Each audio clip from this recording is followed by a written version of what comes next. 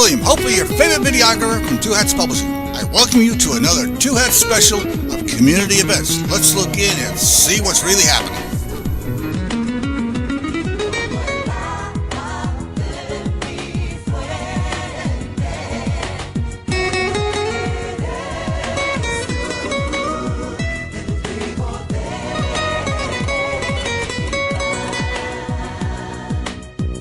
Well, there you go, kids. Good afternoon. It's Lambda Weekly, and I am most assuredly not David Taffet. I've not hijacked the show. David is out this week. We'll explain the reasoning why. Joining us, we have Sam Tornabene. Good morning, Sam, or good afternoon. How are you? I'm great. How are you, Leslie? Excellent. Living the dream. Patti Fink, not late today, which is kind of unusual, and we're happy to have her. And, of course, my partner, Katie Sprinkle, a frequent guest on Lambda Weekly. Welcome. Apparently more frequently than I realized. Yeah, kind of the Joan Rivers of the Tonight Show.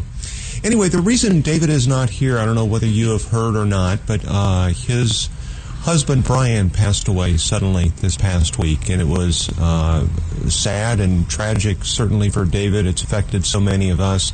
His memorial service was at Northaven Methodist on Friday, and it was so well attended and was beautiful, and it was a testament to David, really, and to Brian as well, to how much he has given in this community, to see so many people show up and show support for him, and our heart goes out to him this afternoon. And I think, too, many of our listeners may remember Brian was actually on the show last June. We did an episode where they had just gotten married on June 8th. So at the Turtle Creek Chorale performance. We were there. Yeah. Yes. It's beautiful. Big wedding at City Performance Hall with hundreds of their closest friends. And we did an episode where we did the newlywed game on the air, and Brian was on the air. So if you want to go back and listen to that, remember Brian.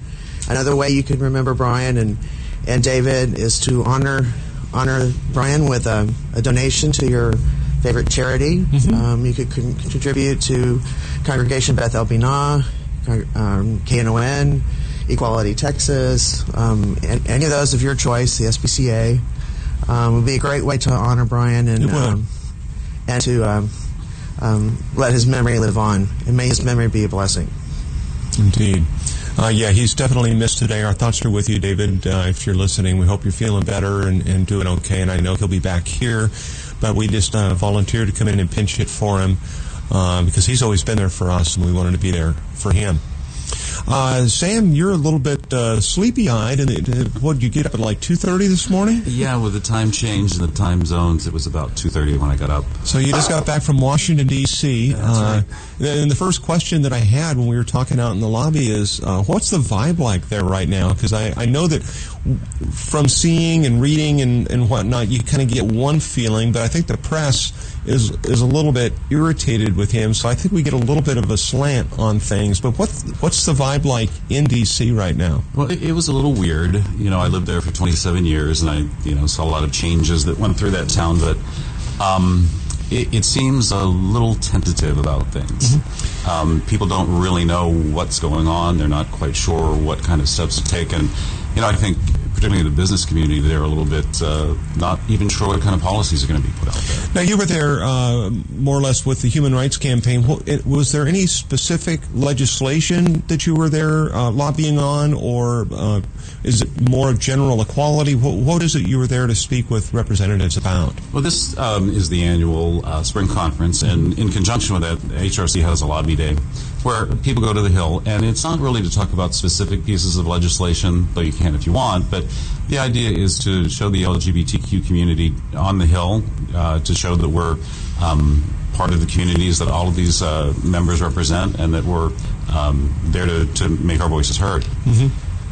One of the things Katie's fond of saying is that history is made by those who show up. So we're very grateful that you did, in fact, show up. I've been to the lobby day many times when I was serving on the Human Rights Campaign, and I saw, I'm sure you'll share with us, but when in years past when we've gone, we've been I remember going into Senator Cornyn's office, and we got to speak with the assistant letter correspondent for his office. That's kind of the assistant, not even the letter correspondent, the assistant letter correspondent. That was kind of what we were expecting, because I got my initial sheets, that were saying who we were going to talk to, and they all had titles like that, and I, of course, you look them up, and you see that they're just out of, school, or they just finished their internship last month, and you're thinking, okay, but at least, we're making the effort, and, you get the cards, you follow up, you send them thank you notes, you at least have a presence. But this year was different. We had a Texas delegation of about 30 people. So that was Houston, San Antonio, Austin, and Dallas, Fort Worth. And we were led by Megan Stabler of Austin. Mm-hmm. And we had an appointment with one of Cornyn staffers at noon, but Cornyn does a Coffee with Cornyn at the U.S. Capitol Visitors Center on that day.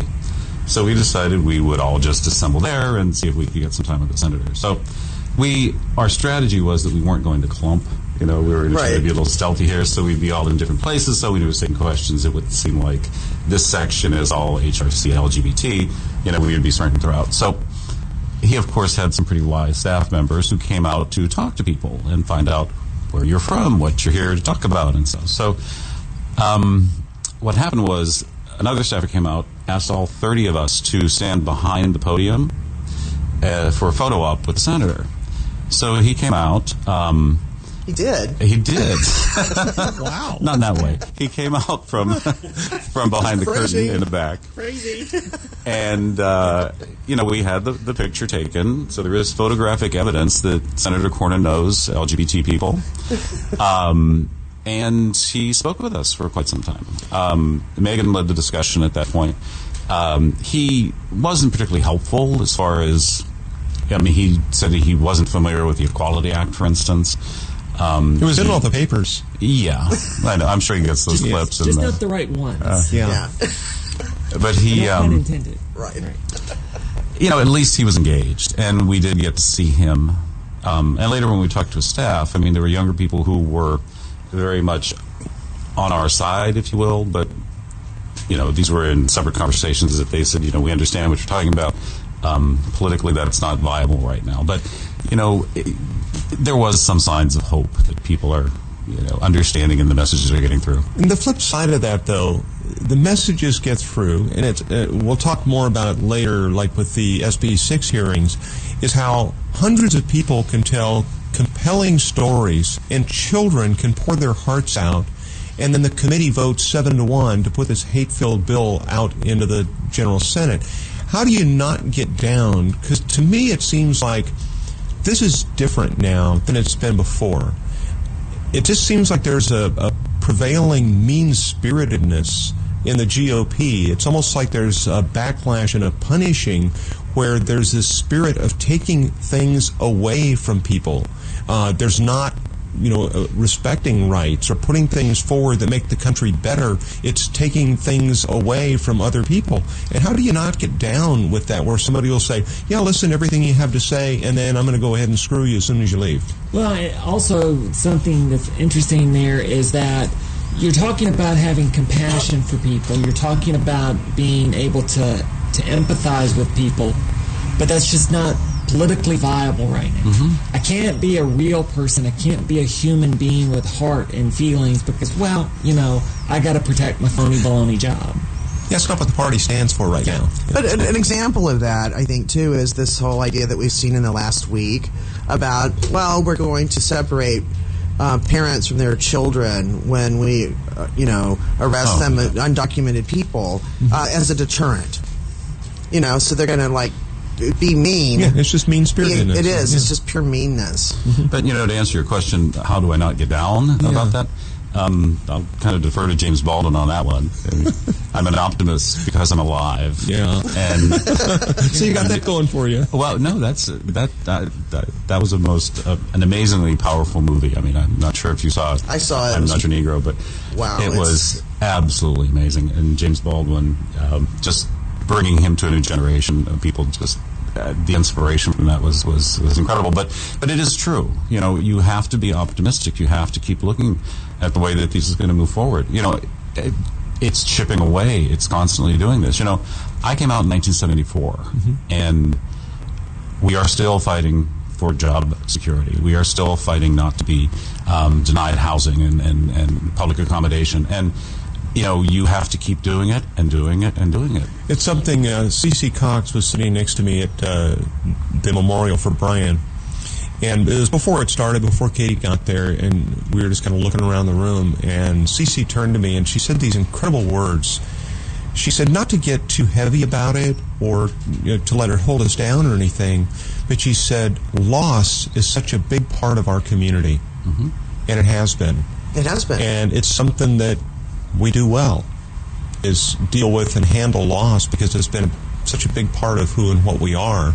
On every level. And on every level, yeah. And the fight, like you say, it's still not over. I mean, there's certainly for equal rights for the whole LGBT and on down the line spectrum. But we've, as transgender people, have kind of been under the laser focus lately ourselves, and just not wanting to, have people, they just don't want us to exist. We're trying to be white for the social landscape. That's true.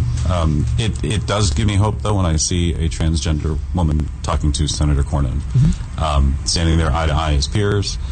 Again, he's not bending at this point, but I doubt that would have happened 5 years ago. No, and that's something, we go out, we speak a lot. We were at SMU recently, and we go out and speak at any number of places, and one of the reasons we do is it seems like time and time again we talk to the audience, and over they say, I've never met someone who's transgender before, and there's so few people that have, that we just one at a time them.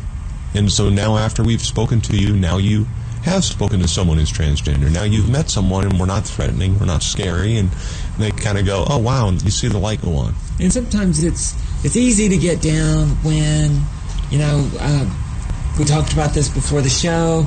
A woman I knew took her own life last week. Oh my gosh. I still operate a transgender legal clinic to help transgender people get their identity documents done, and early on, she was involved. She was studying to be a paralegal. She was involved in that program and eventually moved to Houston. And, we lost her a little over a week ago. Hang in there, Zoe. And so it's easy to, when you lose someone like Zoe, to say, my God, we've lost another one. But the thing to remember is, we lost the battle with Zoe, and we still have our transgender sisters of color who are being murdered in the streets. And those are clearly losses. But where we get our victories is when we meet those people who have never met a transgender person before, who have no concept of who we are, and we meet them. And now they can say, you know what, I know someone who's a transgender. For each person that we meet and introduce ourselves and introduce them to a transgender person, we win that battle. And Leslie and I spoke at SMU. There were about 8 people in that class who had never met a transgender person. Well, we've got 8 victories right there. And so remember that as horrible and as heartbreaking as each loss is, we can rack up multitudes of victories by meeting and introducing ourselves to new people, because now it becomes harder for them to say, oh, I don't care about those people, when you actually know one. And I think it's really incredibly powerful and so important for 30 people from Texas in a group to go in a year when we don't have anything on the table proactively, and we know that there's a lot of rain coming down on us.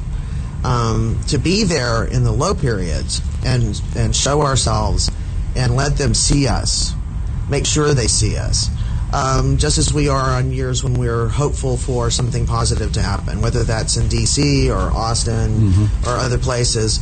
It's really important to be there when we know we're not going to get anything other than perhaps some FaceTime and some we are here. We are here. Yeah, it's like Harvey Milk said, you have to be visible, you have to be out where they can see you, and then eventually, and what you were talking about is some of your experiences, like with Congressman Sessions, is if they can get to know you on a personal level, it's a whole lot harder to hate you. Yep. So let me get to Congressman Sessions. As you know, Congressman Sessions represents the eastern part of Dallas, Mesquite, Garland, around in there. And famously said there were no gay people in his district. Right.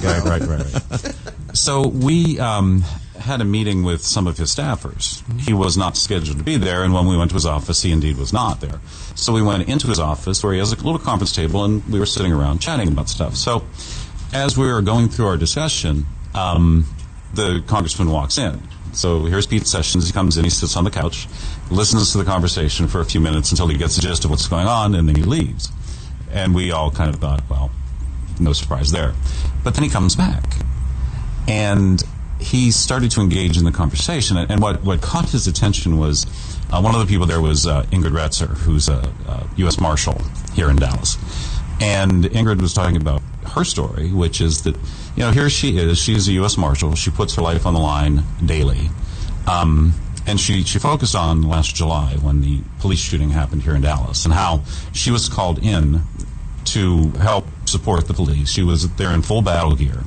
And she didn't know if she was going to make it home. She didn't know what was going to happen that evening. And, of course, here's her partner, Jamie, at home, would be completely unprotected by, benefits, by any kind of survivor benefits. They're not married yet. So, who's there to take care of her while she's taking care of, as she said, you, Congressman, and your family? Right.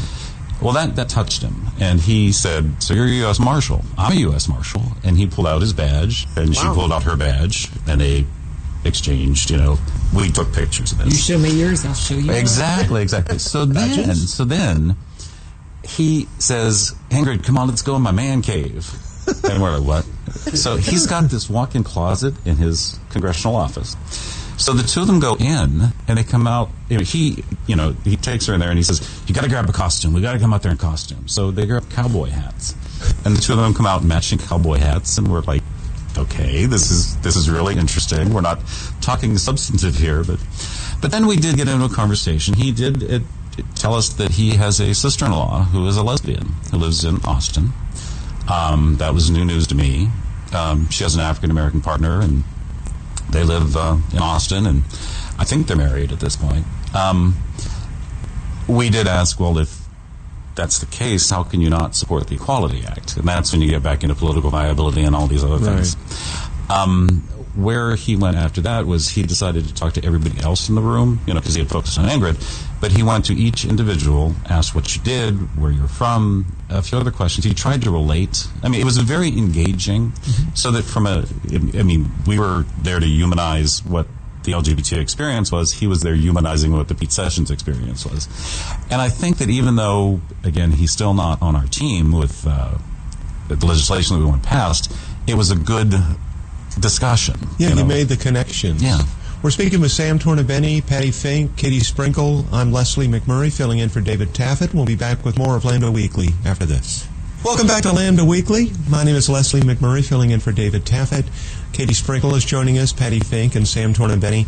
I was just relating a story, meeting with Congressman Pete Sessions in Washington, and that had to be, like you say, almost surreal to see them come bouncing out of there in cowboy hats. It was surreal. Photographic evidence does exist, so it did happen. And he did have his staff photographer come in to take pictures of each of us with him. And they promised to send us signed pictures of us with Pete. So. Yeah. Well, like you say, the Equality Act isn't up for anything this year. Is it dead? Is it going to come back later? Do we have to wait till 2020 or maybe the midterms? 2018. Yeah, 2018, huh? We're probably going to have to wait a while. Yeah. I don't think there's any plans to introduce it this year.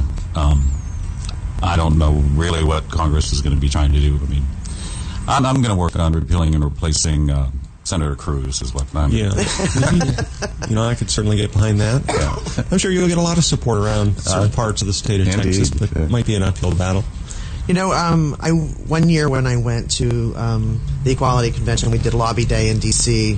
My sister came with me, my older sister, and she lives down on the coast. She lives in an area which was represented by Ron Paul at the time, on a river, and she wanted to talk about river issues with him while we were advocating for us. But she told me afterwards, she said, I finally feel like a real American, like a full American, because I went to Washington, D.C., I went up to Capitol Hill, and I spoke with my representative, the person who represents me in Congress, and it feels good. Mm-hmm. It feels so good to, even though, nothing may come of it, they may not do what we ask them to do, it feels like a really solid experience. Like if you're an American, you need to do that at least once in your life. Yeah. Go and speak and talk to them. And we have an opportunity to do that coming up now in Texas, mm-hmm. to go to Austin and be a full citizen and talk to those who make law, represent us, and potentially impact our lives in big, big ways. Can you tell us a bit about what's going to happen on the 20th? I will do that. First, I want to give you one more news of the weird from Washington. Oh, yes. Okay, so there was a woman from Houston who was also on the team. I wasn't with her, but she is a family friend of, wait for it, Blake Farenthold. Oh, wow. So she has... who is Sissy Farenthold's grandson. Okay. If you know Texas history, Sissy Farenthold, big Democratic name. But Blake came in on the Tea Party wave. He, has had a number of scandals, including the ducky pajamas, and mm-hmm. Google that. But she has pictures of the two of them, doing the selfies and stuff. So, again, I mean, being out there, being active, it's critical. And interestingly enough, the Voting Rights Act, not the Voting Rights Act, the redistricting in Texas had some rulings this week that were very big. It affects Blake Farenthold's district. His was suspect now. They're probably going to redraw those, but just want to throw that in while they're... Well, they all are suspect. Yes. Three in particular, but his is included that. One of the things that I've come to realize is that we really need to start focusing on the redistricting and the way it's done. Absolutely. Because, part of the problem in North Carolina is you've got these whack jobs in the state legislature there, but a lot of that has to do with the way they've made their jobs almost ironclad. They can do some of the most idiotic things, such as HB 2, and they're almost bulletproof. And we've got to do away with that. There's got to be a better way so that our districts are not gerrymandered, so that we no longer live in a democracy. So true. It's so very true. And that happens every 10 years. So we need to do what we can to make that change happen before, so that the people who will do it fairly are in place when it happens. Looking at the front of the Dallas Voice this week, there's a picture of a young transgender girl named Libby. And I know her mom, Rachel, and her father as well. And you can see his father, his hands, is comforting her. They were at the SB 6 lobby day where they were speaking on behalf of the transgender community against the bill in front of that state Senate committee. And it's just the look on that girl's face to me is haunting. She must be 6-7 years old. And to hear, especially people from the religious right, saying things that are so hateful, wrong, they're just lies. They're spewing lies against transgender kids. Had to be heartbreaking, and it was unfortunate, I think, for those kids to even hear some of the things that were being said while their parents were waiting to speak. But ultimately they did. They had their peace, and I'm hoping that law, never sees the light of day, but it certainly illustrates how much work we have to do to change people's minds, hearts, and perceptions of transgender kids, because they aren't the threats. They're the ones that need protecting. Oh, absolutely. And that works right into the lobby that we have coming up on March 20th. This is the All In for Equality Day of Advocacy that we're having. It's the statewide organizations that are putting this together include Equality Texas, the Texas Freedom Network, the Transgender Education Network of Texas, and the Human Rights Campaign. But we have a lot of other groups around the state, too, that are working toward bringing people down to Austin to advocate for LGBTQ equality. In fact, we have 12 organizations in Dallas in total. That includes Gala, North Texas, the Resource Center, the Cathedral of Hope. Let's see who else we have here. We have Stonewall Democrats, Coalition for Aging, LGBT, Lambda Legal, LULAC, and I think that gets us up to 12. But that's a pretty good cross-section of different groups that are all supportive of our issues that are going down there. The goal for the day is to have, I think, about 1,000 people. The original goal was 500 people total, but we've upped that. We have at least 5 buses coming out of Dallas, as well as people that are getting down there on their own transportation. So it's going to be, I think, a pretty good day. Basically, the routine, and we can talk a little bit more about how you lobby in a little bit, but, we're going to have folks rally in front of the Capitol. They'll all be assigned to their individual members to go talk to their offices. We'll walk around the Capitol. The things that are most important, clearly, it's talking to your member representatives and their staff, but it's also just being visible down there. I mean, we keep coming back to this visibility idea, but it really is critical. And when you see 1,000 people united in a cause walking around on the state Capitol grounds, people notice. Yeah, if we could just get them to get out and vote as well, because it seems like sometimes that's an area people get all fired up, and then when it comes time for the election, they figure everyone else will. Yeah, and we have council elections coming up that are going to be pretty important. Another thing, in looking through the legislation that's out there, SB 6 certainly getting a lot of press, and to me it's almost mystifying why. When you have our Lieutenant Governor, Dan Patrick, saying that the biggest issue facing Texans is where little kids go to the bathroom in school, it leaves me scratching my head thinking, what in the hell's the matter with you? I mean, there's a lot of other issues facing Texas, but there are around 15 bills that I counted up that combine a couple of things. One is refusing or being mean to somebody based on your deeply held religious beliefs. Now, I don't want to get off on a soapbox, but I'm going to get off on a soapbox.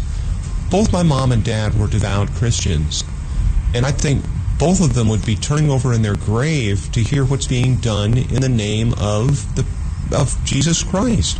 I don't think there's anything in his teachings or in that book that say it's a good thing to be taking rights away from people or to be judging people. There's nothing in that book that commanded people to judge one another. Or refuse service. And this is what's going on. I think it says serve.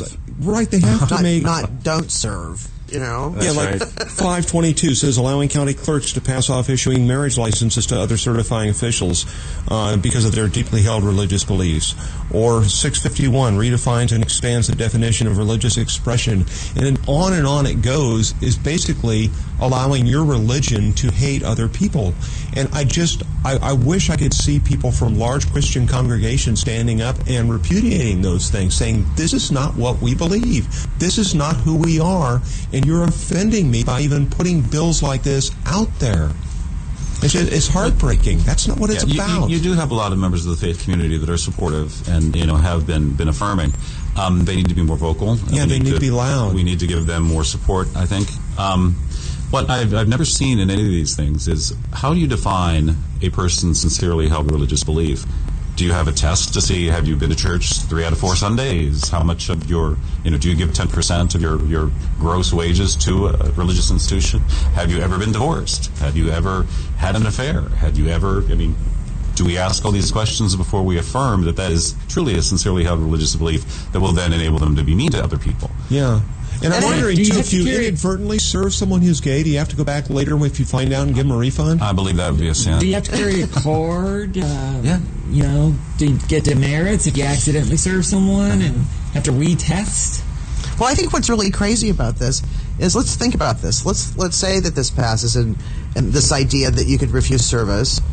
Where does it end? And how are you supposed to know, as a Texan, as a consumer, as a person who navigates life in the normal ways, just going about your business? How do you know when you're going to get denied service? And in what circumstances would that be? Are there going to be signs out in front of shops that say no service to gay people, black people, Jewish people, disabled people? Are they going to be able to put that, and does it apply to all of the others or just the queers? I don't know. Or how about other teams in the NFC East? If you're just, if they're Philly fans and, hey, the Cowboys are playing this weekend, so sorry, we're not going to serve you because of my deeply held NFL religious beliefs. But we're talking about, not just cakes and purchasing, but what about when you call 911?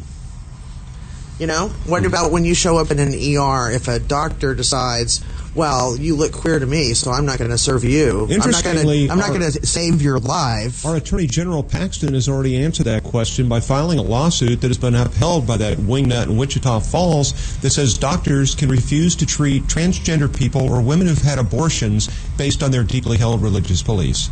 And that's an obscenity. And again, that's another, I wish that I would hear something from the American Medical Association to stand up and say, the Hippocratic Oath supersedes our religious beliefs. We will treat you as a human being, whether we agree or don't agree. But they're not standing up. I'm not hearing anything from the medical community. They're silent.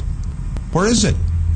Well, what I don't get is nobody's really had these conflicts with their religious beliefs until now, when it's about the LGBTQ community. You know, we haven't seen people en masse, because this is happening state after state after state across the country. En masse, suddenly there's an awakening. There was none for divorce. You know, like we need to be stopping. We cannot serve people who've been divorced. That never happened. That never happened. Well, how about the rape of over 50 women down in Waco at a religious institution? Yes. Where's the moral outrage there? Oh, I've got enough for everybody, because I'm an alum. But yeah. Well, here's your problem. But these are. It's like all this stuff got dreamed up. Because, you know, as I've said before, I think the trans community is paying the price for marriage equality. They wanted to lash out. We're sorry. And they saw a vulnerable community they could just latch onto and just pummel. And that's what they've been doing. But I think the real danger in SB 6 at this point, among so many other things, but it has become a cause celeb for Dan Patrick. It doesn't really matter what SB 6 says. If it doesn't pass, Dan Patrick loses power. And this is a power play for him. He cannot afford, you know, in his position, to let this, you know, fail in any way that's not going to be diminishing in his own personal power. So it's kind of a battle. I mean, when it does die, and I'm confident it will, because, again, I'm an optimist. The balloon is always half full. Exactly. But, you know, that's going to leave a little bit of a vacuum in there. And, you know, Strauss was reelected Speaker unanimously. You have a block of power in the House, you have a block of power in the Senate, and it's going to be interesting to watch the clash of these titans, if you will. The problem, of course, though, is that the victims of whatever the clash is going to be are going to be some very innocent people.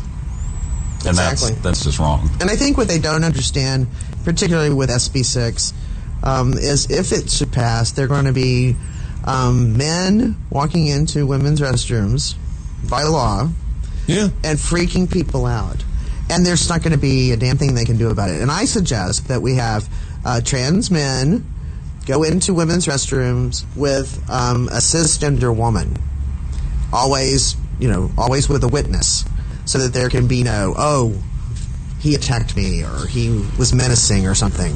And just do it all over the state. SB 6 actually codifies, I think there's 6 different categories that can go into the restroom of the other gender.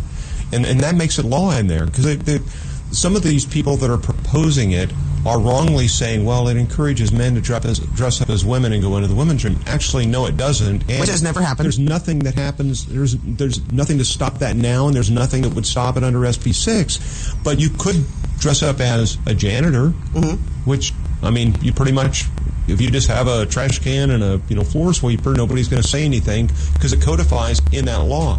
You could also be helping someone who's handicapped. You could also pretend to be someone who's handicapped. You could pretend to be helping a child. There's a whole category of things that would codify that entrance into the women's room. And let's be clear about something else regarding SB 6. It's the same for HB 2. These bills are not about bathrooms. Dan Patrick does not give a hoot in hell about bathrooms. Dan Patrick needs to sell a myth. And that myth is that the cities like Dallas, who have recognized that transgender people are part of our community, that need to be welcomed into the social spaces of our community, and we're going to make sure that they are allowed to do so, Dan Patrick wants you to believe that doing that puts other people at risk. That is flat wrong. And we have the track record in Dallas to prove that. We have a non-discrimination ordinance that was passed May 8th, 2002. It's been in place for almost 15 years, and we've never had an incident like that. And what it did express is that we who live in the city of Dallas, our values are such that we say no one in our city will be discriminated against at all, in employment, in public accommodations, in housing. This is not who we are. We're not discriminatory people. In Dallas, everyone take that away. They want to take that away. And the fact that Dallas did that, and we have shown over the last 15 years that it does not put people at risk, that what Dan Patrick is really selling here is a stigma. He wants to place a stigma on the trans community so that he can use that to block the greater LGBT community from measures to protect them in social spaces. I did hear a trial balloon for a new anti-trans argument that I had never heard before. But this goes along with the, what if I wake up one morning as a man and decide I'm a woman, which that's not trans, that's ridiculous. But anyway, this was put forth by Tucker Carlson. And what he suggested was that a trans person becomes trans because they want the economic benefit of being able to apply for a small business administration loan to support a woman-owned business. Yeah, I might need that because I took an 87% pay cut when I transitioned from male to female. So, yeah, it's the economic benefit that was the lure for me. But the ludicrousness of that kind of an argument, but they're still searching for these other things to try to, and it's always, what if a man just wakes up one morning and decides, well, he's a woman? I can kind of say, we run to a break here real quick, but it's like, what if someone wakes up suddenly one morning and decides to spend $13,000 in hair removal on their face to lose their health insurance, lose their job, lose their house, lose their marriage, have nothing to support them legally anywhere, to change their name, change their ID, change all of their credit cards and everything else over, and also lose your credit rating, because when you change your name and ID, your credit rating goes even though you want those SBA loans. Yeah, it's for the SBA loans. So, yeah, this is patently ridiculous, and I would love to talk to them about that maybe another time. We're going to take a quick break and come back and maybe try and shine a light on some of the more positive legislation that's up for review in this legislative session. This is Lambda Weekly on KNON. Welcome back to Lambda Weekly, where we're in mid-conversation between Katie and Patti, but fortunately no bad words are being said. My name is Leslie McMurry, filling in for David Taffet, who is in mourning after the loss of his husband Brian earlier in the week. I don't know if you heard, but our hearts certainly go out to him, and I know he'll be back in this chair soon, and it's our honor and privilege to fill in for him. Joining us, we have my partner, Katie Sprinkle, Patti Fink, and Sam Tornabene. Have been talking about some of the legislative issues, both nationally and locally, statewide. Some of the issues that we're looking at, and it's interesting, Katie, maybe you could speak to this, because a big part of your practice is the name and gender business for the transgender community and helping them get correct identity documents. And that's one of the things in SB 6 is they're saying if you have these documents changed, then you won't have a problem. Well, for kids, you really can't do that. But there is some legislation that's being proposed to make that easier, or at least codify it. Well, here's the thing that Senator Colquist, who should know better, but of course she has partnered up with Dan Patrick on their little crusade. Bottom line is this: there are 254 counties in the state of Texas, and there are 3 where you can have any reasonable expectation of having a judge hear your case and grant you a court order that is required to get your identity documents up to date. And if you don't know the magic language to put in your order, good luck getting your birth certificate updated. So everything that Dan Patrick and Senator Colquist have talked about this past week is a bald-faced lie. If either one of them were Pinocchio, right now their noses would be embedded in the moon. That's how much they're lying about this stuff.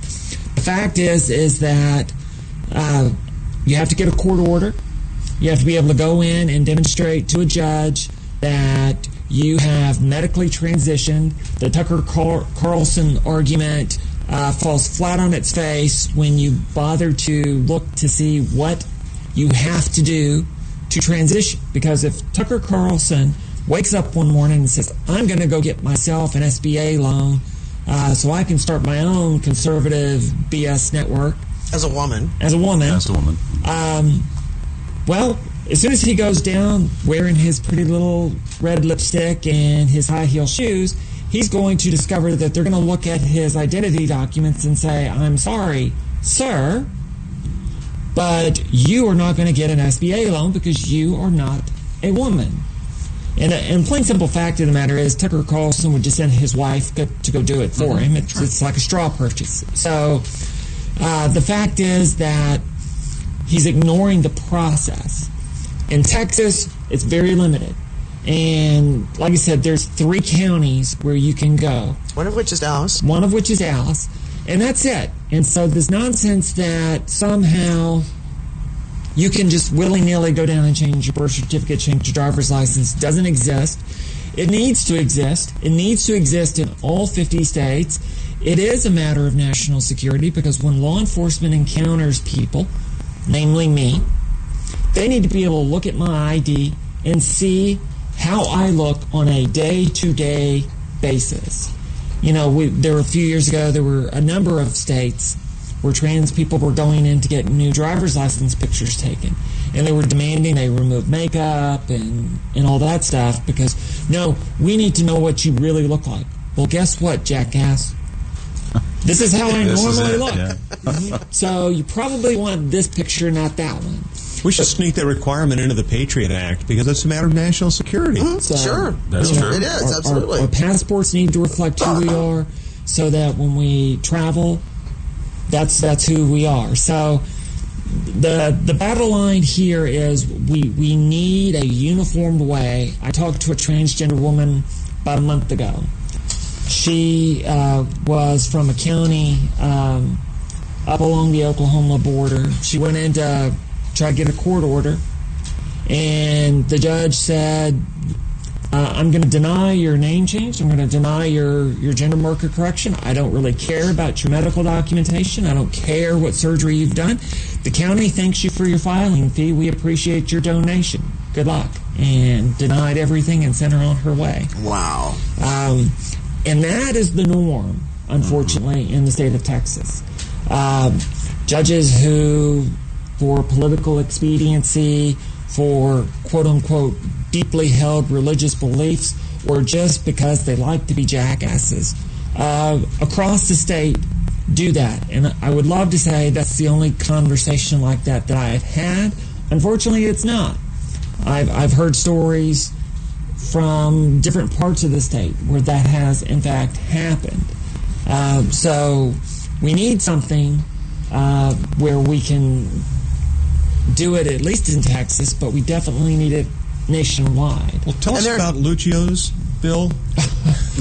Well, first of all, you need to understand that there are 2 Lucios. One is a state senator who is the only Democrat backing SB 6. However, he has a son who is a state rep who actually this week proposed a uniform way to correct gender markers on identity documents. And it's like, wow, I want to be at their house come Thanksgiving. That's why we have Lucio 3 and Lucio 2. Correct. So, I definitely want to be there and just stir that pot up because that's going to be a fun conversation to have. But they're conversations that families should have. Yeah. They are. But there are a great number of bills that are really positive in the current session, and all the bills had to be filed by last Friday. Correct. So nothing new. This is it. Nothing new. I like 569 that deals with reparative therapy and banning that. I think that is long overdue because it just flat doesn't work. It's cruel, and a lot of therapists now just refer to it as malpractice. I loved the tweet I posted on my Facebook page. There was a tweet about the father of reparative therapy, Nick Lozzi, had died, and someone says, has he tried not being dead? Yeah. We can fix that because, dying is a choice. It is a choice. I suppose it can be. As he tried not being dead, I just cackled. It was so funny. But there's some great stuff in here. We obviously have provisions that are introduced every session. For example, to repeal Section 2106, which was ruled unconstitutional by the United States Supreme Court in 2003. It's still on the books. That's the homosexual conduct law. There are lots of those that are throughout these bills. Somewhere Alan Ross is smiling. You're right. Yes, exactly. It's still on the books. But there are bills to require non-discrimination in employment and public accommodations and housing. And it's amazing that's a need. Right. I'm really, frankly, in 2017 surprised that they're still having to fight for that. But it's true. In 31 states, we can be fired for being transgender. And the Equality Pay Act is still never passed. And, there's so many ways in which there is inequality. And Texas is one of those states where we have the only thing on the books right now in terms of legislation that is codified protection for anyone in the LGBT community is only for the LG, and that is sexual orientation is included as a class under the Hate Crimes Act. It's sexual preference. Yes, it's listed as sexual preference, and that's it, people. As Texans, we have nothing. That's right. Only what we have in our isolated islands and big cities. So in other words, if you prefer sex, then you're protected. Right. It's a preference. Yeah. Absolutely. So, for those that are looking for these particular bills and many others, they're available on the Equality Texas website, equalitytexas.com. You can log on there. Is that a .org? It's an org. It's an org, yes. equalitytexas.org. And there's also a link on there where you can donate. We're fighting these battles, and our opponents are well funded. Thank you, Koch brothers. And a number of others. So we're fighting an uphill battle against a well-armed and well-funded group. And HRC, Equality Texas, Tent, a number of organizations across the state. We need funding. And let me mention that HRC has now staff on the ground in Texas. There's a state director in Austin, and then field coordinators in Austin, Houston, San Antonio, and Dallas. We met the new one the other night at the protest in downtown Dallas. She's Chris sweet. Louise. Yeah, she's great. Yeah. And that's, I think, it's showing not only the importance that HRC plays in Texas, but it's also the importance that Texas has on the national scene. What happens here is going to be impactful across the country. And, North Carolina was just a preview to what we're anticipating here in Texas. Lambda Legal, too, also. Yes, Lambda Legal. They're involved. And remember something else about Dan Patrick and some of the things he's trying to do. There's been tremendous financial consequences to North Carolina. And a lot of what these conservative politicians are saying and claiming is, well, as soon as we get the entire South to block and have HB2 style laws, they can't boycott us all. So part of what they're also doing is banding together. It's no mystery why the Lieutenant Governor of North Carolina was also here this past week bannering about the wonders of HB2, because, again, he needs Texas to fall right to help North Carolina. And they've convinced themselves that the economic impact is negligible. And, how long can the NFL stay away from Texas? I mean, that's just not conceivable. But, I think that there's a longevity in those kinds of boycotts, and I don't think that they're being reasonable. Well, how many Super Bowls have we had in Texas since the Super Bowl era began? 3? 4? The one in Houston and the one at Rice University. And there was one at Jerry World. Yeah, the Ice Bowl. Bowl. 4. Yeah. So in 50 plus years of the Super Bowl era, we've only had 4. And they've had none in North Carolina, and now they're not going to get any. Also, the NCAA, though, it's not just money, but it's prestige. You take away NCAA basketball in North Carolina, and that's like the black eye of shame. That's your right arm, I mean, you've got Duke in North Carolina, NC State. I mean, you've got so many schools that are so steeped in tradition, and they're not going to have tournament games in their area. And I think that's important. And Texas, same way, is that you've got states like California that are enacting travel bans against states that offer discrimination, and like teams like UCLA that go to a bowl game or an NCAA tournament game they can't fly to those states, so they're not going to schedule those tournament games, and they're also years in advance. And all this is over where you pee. Yeah. I've never understood the fascination. I've never had an issue with it. I've never had a conflict in a bathroom. I don't know why all the fuss. Well, there's sometimes you have to like knock next door and say, "Do you have any toilet paper over there? And can you pass them under? Can you spare a square? Can you spare a square?" Exactly. But we are going back to Austin, like we're talking about, on March 20th to talk about all these things and get as many people in these offices as we can. You've all done lobby days, and I think one of the things that is most impressive about those and most inspiring, because again, I'm an optimist, when you bring people in who haven't done this before, and the first meeting in the morning, you're kind of, they don't want to talk, they're very tentative, but you keep them going, you keep them walking around the Capitol, and by the end of the day, they are ready to tell their story. And it is one of the most impressive things that you can see develop in somebody. It's going to be part of the process. If you want to sign up for that, it's going to be March 20th, which is a Monday, right. So a week from tomorrow. Go to equalitytexas.org.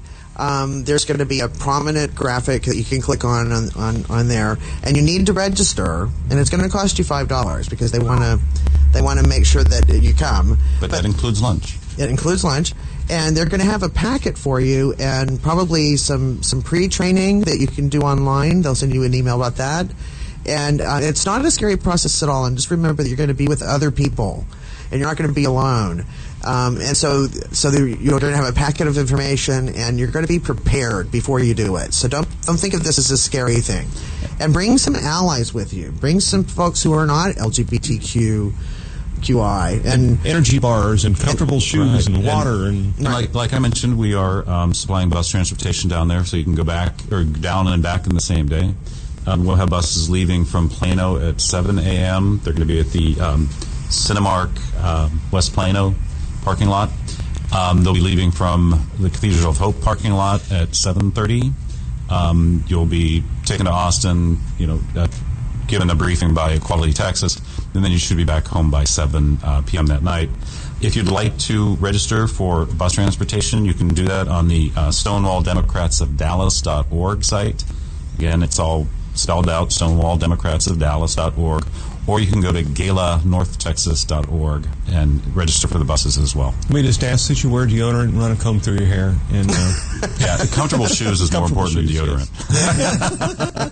Yes. When we kind of touched on it earlier, but also remember that you may not actually get to meet your representative, but you may meet somebody on his staff. And sometimes meeting the staff is just as important, if not more important. Yeah, I have a great staffer story for you. You ready for this? Yes. Please. Okay, I used to live in Washington as mentioned before, and in 2000, I met the chief of staff for a Republican congressman from Michigan, a gentleman named Pete Hoekstra. And, first meeting, you start to talk about things, you get to know each other. And, with a staffer, you can develop a relationship. And, well, in this case, I married him 10 years later. Oh, wow. Yes. That is a very interesting story. That's my husband, Andrew. There you go. So hey, you Andrew. Never know where the love connection Now, we don't Exactly. necessarily recommend that you take the staff introductions to quite that level. Yeah, and that's not required. Right, that's not. But when it happens and it works, and yes, we're still married. So. Yeah. Nice. We were kind of joking a little bit earlier about meeting those low-level staffers. If you meet the assistant to the shoe shine guy, it's probably not going to be that important. But if they're in one of the legislative offices, meeting the staff is very important. And it also gives you that entree so that you can start to send letters, you can send them emails, you can give them more information, you can start to hound them. That's what they're there for. And eventually they'll send a cease and desist. Exactly. That guy from just like Wisconsin. Johnson. Yeah. That was a great cease and desist letter to a constituent for calling too much. Awesome. Yeah. For my badge of honor. It's like, go get a restraining order. Yeah. Come on. I'm going to keep calling you.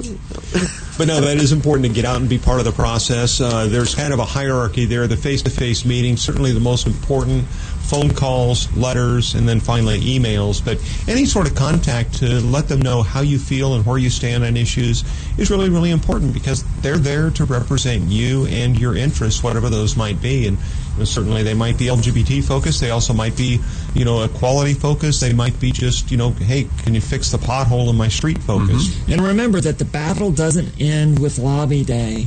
Right. We've got city elections coming up. Next year we're going to have midterms. We're going to have state legislative elections. We've got to get people mobilized so that we can get some of these hateful people out of the legislature. We can get noticed by the people who don't think it's politically expedient to deal with these issues. We've got to send them a message, and the way you do that is participating in the process. Get out and vote, get registered, do it now. Exactly. I mean, we got to work toward 2018 when we can repeal and replace Ted Cruz. That's it. We're going to repeal and replace a lot of GOPs. All right. Well, thank you so much, Sam Tornabene. It's been a pleasure. You're a wonderful storyteller, and we appreciate the update from Washington. Thank you for all you do. Thank you. It's great to be here again.